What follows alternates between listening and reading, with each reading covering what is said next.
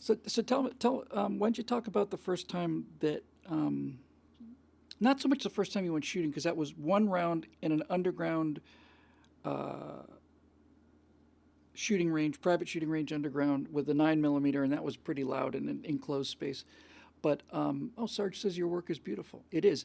FOTOMELNIKOVA. Photomelnikova with an F.com. But we came in and in LA we did some shooting and since she was going to come to America and be an American and so I got her a 22 caliber Beretta pistol because it looked cool, and then within the space of 3 weeks the sights weren't accurate enough for her. She's just out shooting the gun. What would you say to people who've never shot before? Because you hadn't shot a gun until you came here. And by the way, we're really overdue. We haven't been in a long time.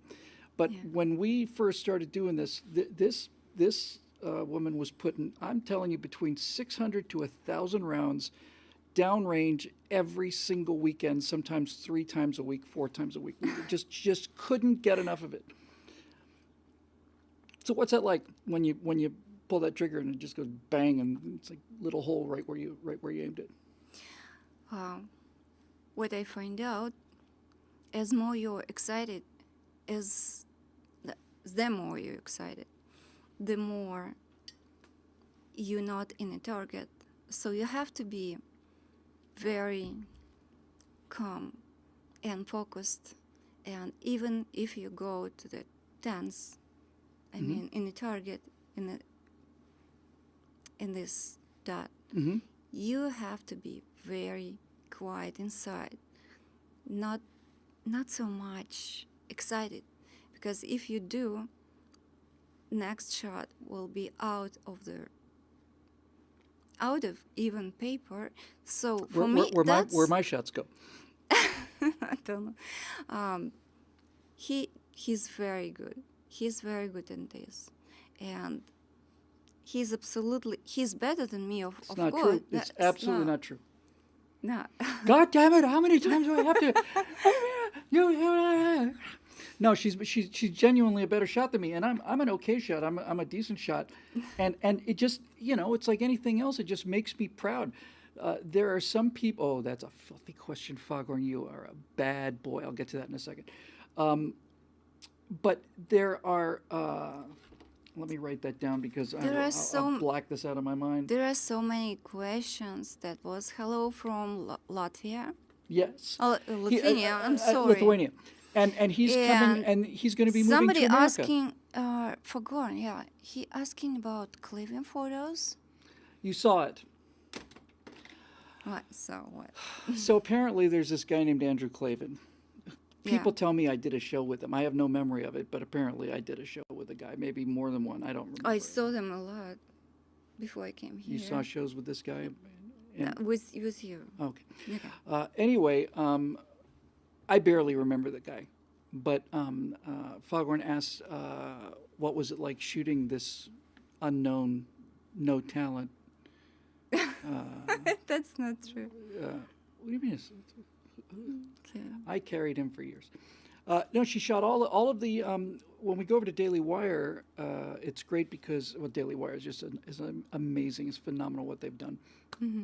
And then you walk into Daily Wire, and they've got 3 photos of the on-air talent, and she took all 3 of them. She came in and took some pictures, and they hired her to come back and take some more, and she took the picture that's going to be on what's his name again? Who? The bald guy. Andrew Clavin? Yeah, I guess that's it. She took the picture that's going to be on his book cover. So just walked in. Big honor for me. Yeah, that's true. Yeah, bigger honor for him. Okay. Nice. So anyway, that's Foghorn had to ask that because he's just a jackass. But what about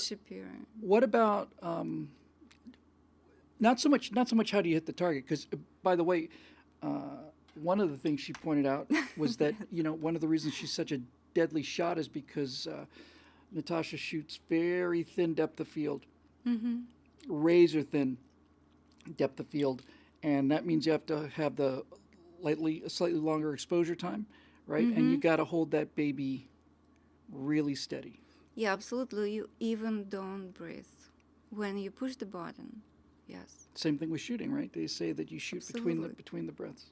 Yeah. Of course, that was that big, nasty old heavy camera and that horrible heavy lens you used to have. No. Now I have the lens.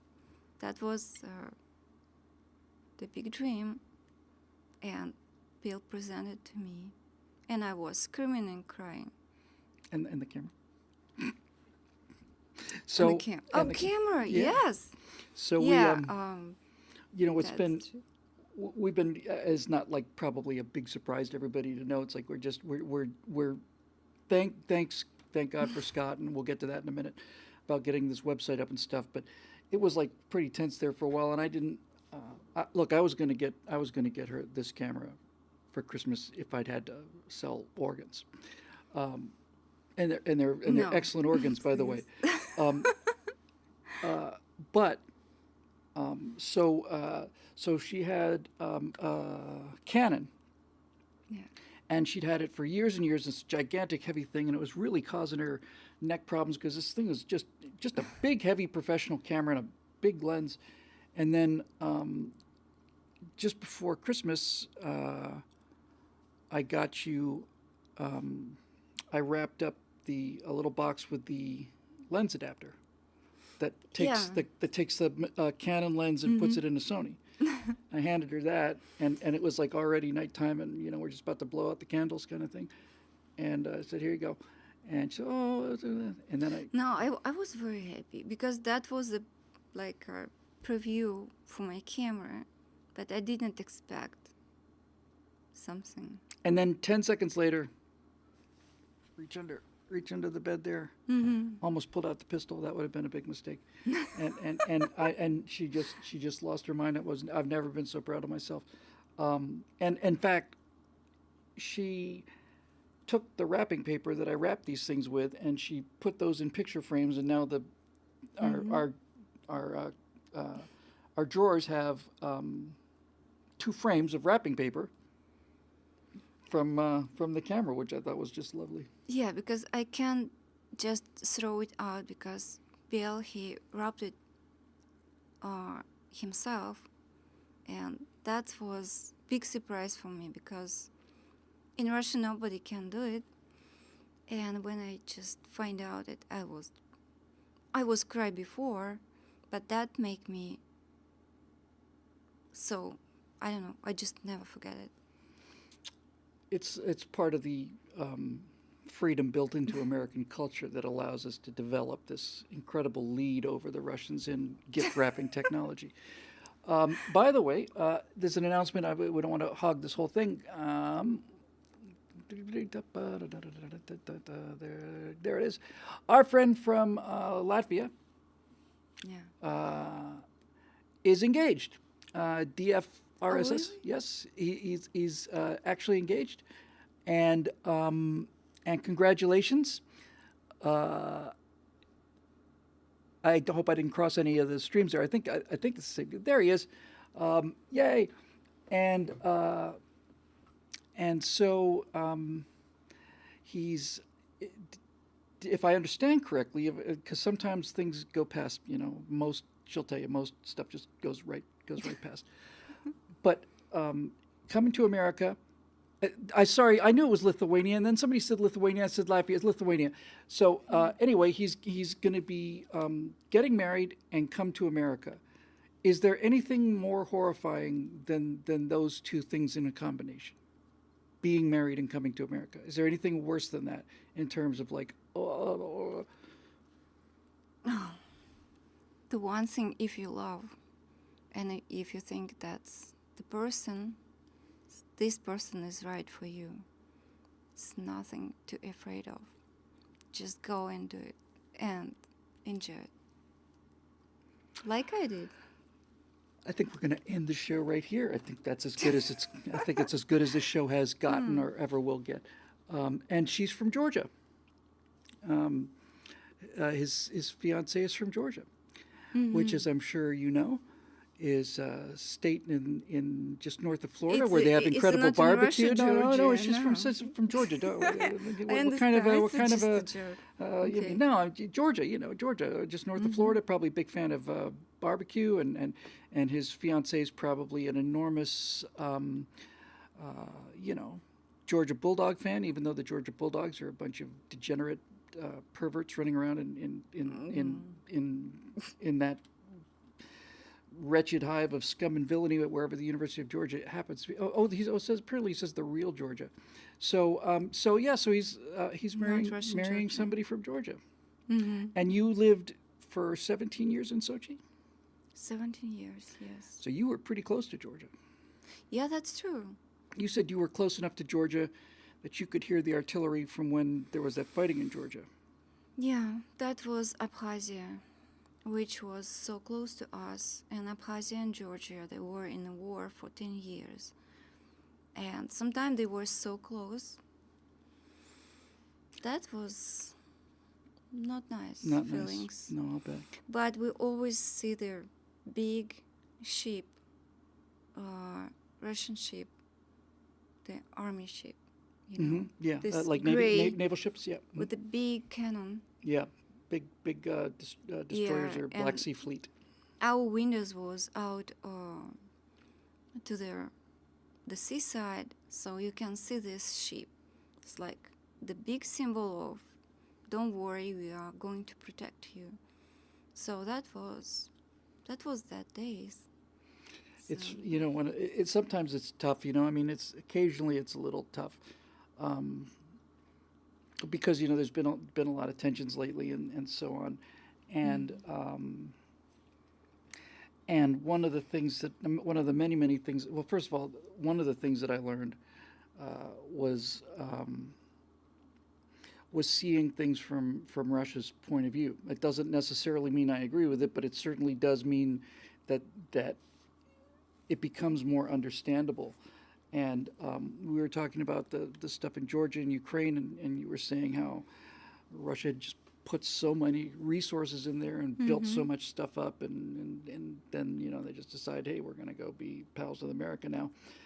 But I remember we were talking about the Navy, and there was a U.S. destroyer in the Black Sea, and it was in international waters off the coast of Sochi, and remember you were telling me that everybody in Russia had said that Russian planes had scared that American destroyer off, and we were running as fast as we could possibly go. Or yeah, Russian people, they believe to this, but and me, I did too. It's like you have nothing of right information in Russia, and after Bill explained me this, and I understood, and of course American ship couldn't be afraid of Russian plane.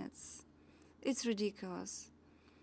well, with that said, we spent most of 60 or 70 years being afraid of Russian airplanes and Russian tanks and Russian everything. But it really is.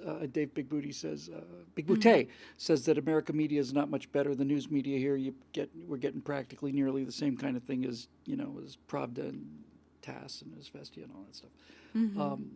But it's great because one of the things the very first thing when we first started talking was I told you how much I loved Russia and Russian history and the Russian people and all of that. And so it's kind of cool now because I kind of get it's like it's like my new family as well. It's like all the cool things that the Russians did. They're like that's part of me now. Like I get to own some of that.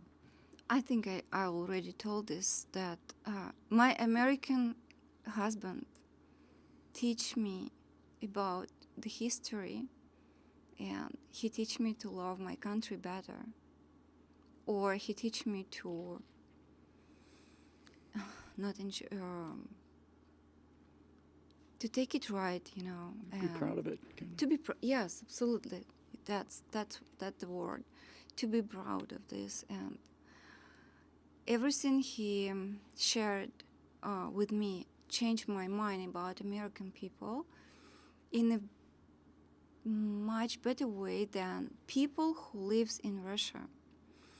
And we are not, it's not our fault, because that's so many things go from the TV and news. So it's very necessary to be here to understand the truth, or to find your own middle between truth from America and truth from Russia. And you know, you think, because there's a lot of, especially back in the Soviet days, a lot of anti-American propaganda. There's a lot today too. But one of the things that she just mentioned that was so strange for me was that by having that information restricted, not only did they hear things about America, how bad we were, but there's a lot of stuff about how great Russia was prior to the revolution that they never got to hear. And when we got here, we saw this. It's a really great, terrific documentary series, a 7 or 8 part series called The Romanovs, and really beautifully done. And we watched it twice. And they're just showing you just the Russian GDP and the fleets, and they're making more iron than England, and just all of this stuff is going up, and it's getting stronger and stronger and stronger. And along comes Lenin and kind of pooped the party. But anyway, it's just I don't know. It's great.